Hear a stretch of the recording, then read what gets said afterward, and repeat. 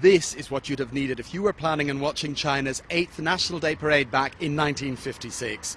In fact, that was the only year in which Beijing's famous fall weather failed to produce clear blue skies. And that's ever more unlikely these days, with Beijing's Weather Modification Office using ever more sophisticated climate control. In fact, this year they're guaranteeing there'll be sunny weather. So, no need for this.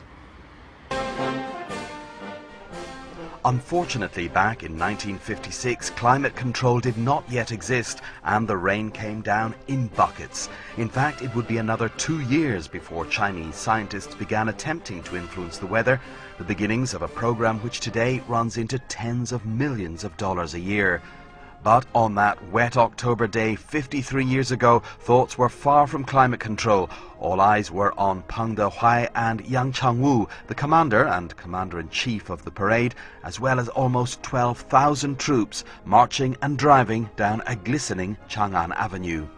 But there were no American journalists amongst the onlookers, despite the Chinese government lifting a 7-year ban and inviting US reporters to visit China. The offer, which came just 3 years after the two countries had been fighting each other in Korea, was rebuffed, and the US continued its ban on any Americans visiting the People's Republic. As usual, the parade showed off the latest military hardware. Some of the first Chinese-made tanks took part, along with rocket launchers and other missiles. But the unwelcome appearance of the heavy rain was also the reason behind the non-appearance of China's first domestically produced fighter jet, the J-5.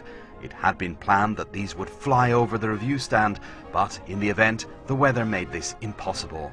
It was a blow to the crowds of onlookers who had been looking forward to seeing China's first indigenous jet fighter flying in the skies over Beijing. And the debut of the new fighter would have to wait until the sunnier skies of 1957. In fact, the new fighter was simply a Chinese-produced version of the Russian MiG-17, which had proven so successful in the skies above Korea just a few years before. Today, China's military aviation industry is truly independent and extremely advanced, producing such aircraft as the J-10 that you can see here behind me. And in another first for the People's Liberation Army Air Force in today's parade, we'll have the first female fighter pilots in the Chinese Air Force. They'll be involved in the flypast, and this time the weather is guaranteed. Fergus Thompson.